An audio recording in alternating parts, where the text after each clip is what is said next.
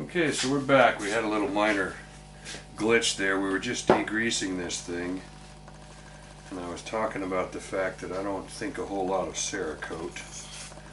And so now we're going to go for the third degreaser here. We'll check this again.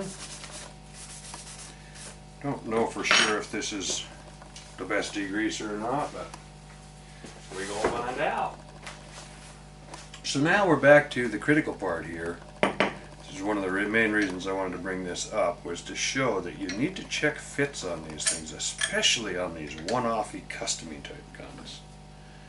Because a lot of times things don't fit like they're supposed to. This one here, we had a, oh yeah, we're tight now. We are tight now, ready to go.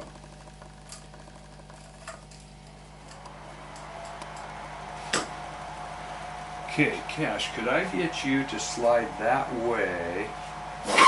I need to get to that scale right there because I'm going to mix some epoxy. That sounds great. Actually, yeah, right there is good. I can get in behind you now. Back there polishing his katana. Is that a katana or something? Would that what you'd call? Katana. Okay. Got a used sword going and went through the Scotch Brite, and now we're doing the Simichrome. Shining that guy up. So we're degreased here.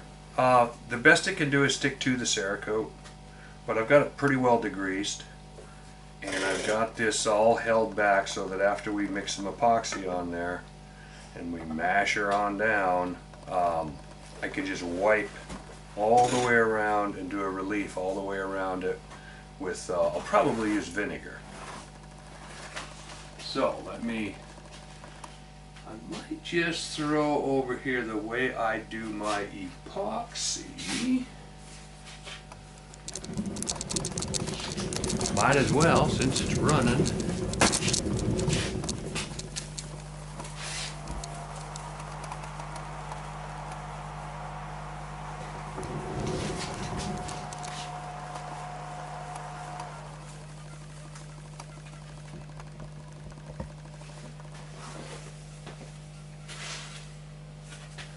Stand up for just a minute.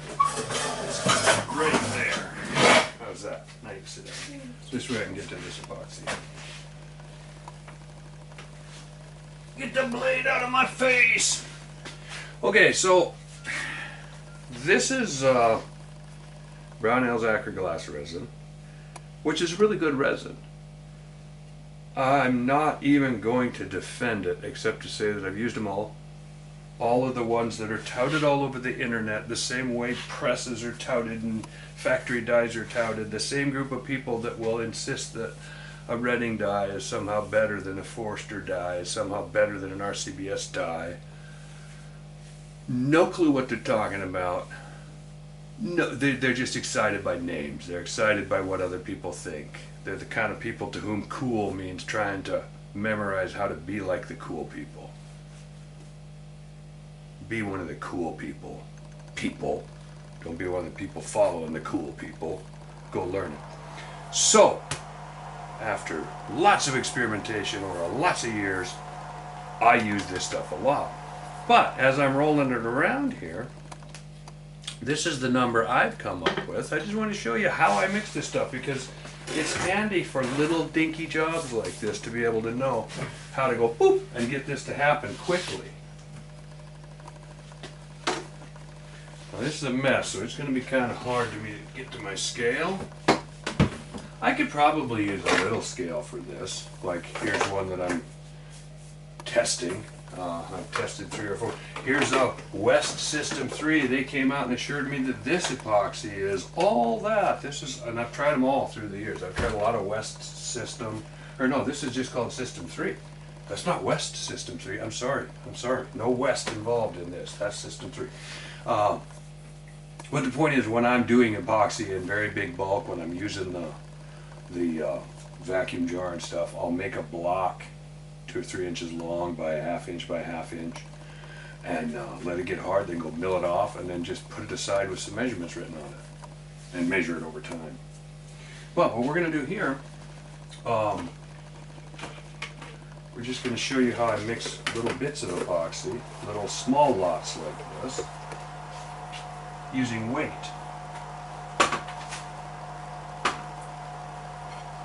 I'm not going to set, I'm looking around here, I'm at a little bit of a loss because I'm thinking about trying to set you up so you can read the scale. Bag that. I'm not going to do that. That to me is, whoa, getting silly. So, I just put a receptacle on there and tear it out. I'm going to have to build a little something something because I don't want this thing to go underweight and have to go through the whole mess with that. I am going to take one of these, build a little platform. Now, when this scale settles down, this scale's a little crazy for what I'm doing. 0. Now I take a little epoxy.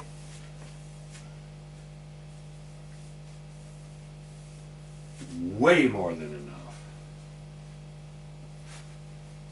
enough. It weighs 23.14 grains. Now I take my dedicated epoxy scale and I take 23.14. I'm just going to go 23. 23.14 times 0.263. 0.263 equals 6.08. So now that means that I need to add 6 parts, or 6, I guess it'd be 6 grains. 6 grains of this hardener to that. But since I have 6 already up on here, I just turn around, I can still read the scale, so I just add the two numbers together. I now have the 6 grains, which is how much hardener I need, plus 23.14, I lied, I'm going ahead and using the 0.14, equals a total number of 29.225. So now I take this 29, I set it where I can see it, and I come over here with a hardener, and I tick till it hits 29. This is all about the simplicity of doing it in a way that's repeatable and not screwing it up. 25. This is such a small batch that it's actually hard to get. 27.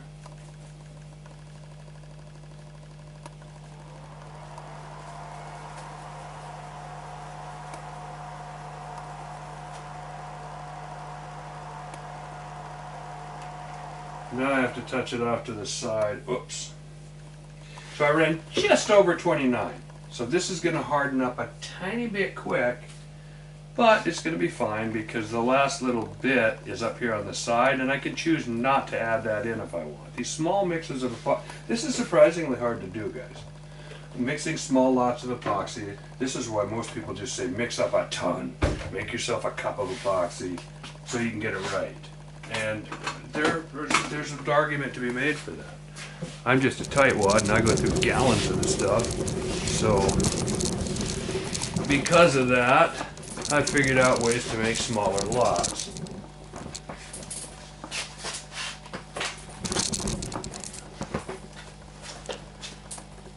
So we are back. Let's mix this little lot up. And I keep a whole, I do a lot of epoxy, so a lot of these are reused, but they're all different sizes. You buy all these different sizes of sticks. I might as well show you what I mean. There are 6 or 7 different types and sizes and shapes and configurations in there. And one of the things I'm going to do here, because this is a really simple job, I'm not going to do something that I normally do, which is that I mix in a container, do as well as I can to scrape down to the bottom. Then I scrape it completely clean into another container, into a separate container, and I remix. I do the whole process again, remixing in a new container. Might seem like minor detail stuff, but it's not. That's a big deal. to not get soft spots in your epoxy. For bedding, this isn't bedding. This to me is so brain dead simple compared to a bedding job that I'm, number one, I'm not too worried about there being a reservoir of unmixed stuff somewhere. I don't believe that there will be, because I'm pretty adept at it and I'm not going very deep. And I just don't need much, and in any case, this is a well thought out system. This is a good, it has a pin. So it's going to go down there tighter than most no matter what. And I have no idea the accuracy potential even of this gun, but I'm going to treat it as though it were an accurate gun. I'm going to treat it as though it will shoot. That made an interesting color in the Cerakote right there. It turned it into a metal flake. Man, I could do a bass boat out of that. It's pretty nice. Okay. Excuse the plugged up sinuses here. Let's see. Yeah, you're over there laughing. I didn't even realize it, Cash, until I had that operation on my face. And I was down here talking away, and I went back and looked at my video before. Kieran's posting some video tonight. And I went and looked at it. So, it's funny to you, but maybe I'll have to go and edit these videos out later or get rid of them. Oh well. No biggie. Okay, so we've got epoxy all over the place. Need to make sure I'm on the right sides here, which I am. I already checked in the prior video about making sure that my screws bottomed out, which they do now.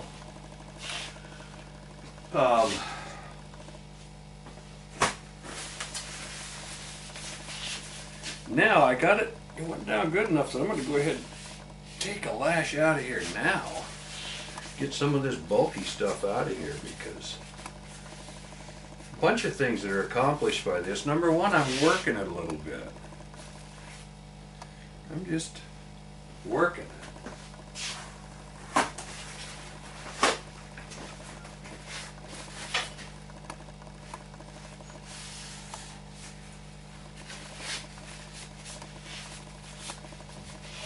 And when I'm all said and done, I take an actual epoxy solvent and I walk this whole thing out. And when I said I reuse some of these sticks, it's as simple as this. I'm just cleaning up my stuff. I clean off a stick. It actually makes the stick a lot more usable, because when you buy a whole bunch of these sticks, I buy big packages of them, every third or fifth one breaks or has a fracture in it. And they're always a little rough. They actually get better with use. Now you put epoxy on them and wipe it off, and it acts even better than your hand oils to season this stick. It gives it a little stiffness. It just makes it into a more amenable thing. It's not only for reasons of tightness that it's worth reusing them. It makes them better. Now I take my stuff here, put a piece of my just about keeping the workspace. My workspace doesn't look clean, nor does it look organized, but it is. Now, this is going to freak some of you out. No degreasing, no nothing. Epoxy and all. I'm getting this quickly before any epoxy weeps into my screws. These ones aren't through either, but it's still loose enough. I'm getting these started. But yes, there's a certain amount of epoxy down in the screw holes, and I put more in there when I can. I'm bleeding. Okay, there we go. Epoxy right into the screw holes. All the way down, all the way in. There's epoxy, and that's why one of the reasons I hate blind holes. So now, go through. These don't have to be super tight. The epoxy acts as a great lubricant, which is the same thing that, by the way, that all the Loctites do. Yeah, they get hard, but so what? Their main function is as a lubricant. So, we are now epoxy everywhere, degreased everywhere, no release agent on the screws, nothing. We are down. I've got epoxy in the threads. I've got epoxy in the holes. I've got epoxy, as near as I can tell, I have put epoxy into every void. I have done everything that I can do to make this a single one-piece unit. Now, for those of you that may have missed the video that led up to this, I show how to remove this in another video. Epoxy is not a scary substance. In fact, it's harder to make it useful than it is to remove it. So, I'm not going to bore you with all of the details now. I just wanted to show the key points here. Check your clearances, especially on these custom and semi-custom and one-off and limited production guns. Because in this case, the gun came to me with both of these front screws not bottomed out. There were two of these guns, and one of the other ones they had tried to bottom it out and they jammed it in so tightly that I actually had to cut it. I had to mill it back out. I had to set the thing up in a mill and mill down till I got the pieces and got the base off, and then I was able to work that piece out. I hammered it, and then I had to oversize the threads. And when I say hammered, all I'm saying is I tapped it to give it a little bit of... Threads are just an inclined ramp, an inclined plane. And this is one of the reasons studs are such a beautiful thing, because you can run a stud into a hole and tighten a nut on it just as hard as you want. In later days, when you take that nut off, you can tap that stud and it'll shake loose and come out. The real problem occurs in these holes where, just through luck of the draw, it bottoms out. Not luck of the draw, poor planning. There's supposed to be a clearance underneath so that the inclined plane in the thread works the way it should. When these blind holes get cut too shallow, or when they're threaded wrong, the screw tends to bottom out, and then they go ahead and tighten it up. Well, then you got a galling. That's exactly what happened here. And it turned out these two front ones were loose even at that time. So, and I have to watch now. That's one of the things about epoxy. That's kind of where I was leading with these blind holes. I had to make sure I didn't get too much epoxy. Otherwise, when you run down into it, they can hydrolock. Anybody who's ever put a manual transmission, put a Borg Warner into a Trans Am back in the day when grease the end of that stock up and stick it together and get the bell housing down to a bell right here, and I can't get it. You gotta take the whole thing back apart and reach in there and take that little bit of grease out so you can get the tailstock, get the output shaft of the engine or input shaft of the tranny or whatever. You get the parts to go together. So while I'm sitting here talking, I'm just letting this, there's no oozing anymore. The oozing is long gone.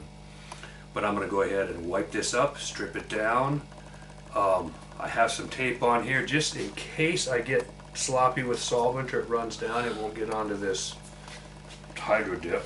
Then I can peel the tape and do a final wipe. And this, I can say, this base shouldn't, I say shouldn't, move. Should be on there for the good, for the duration. And then we'll find out how this thing shoots.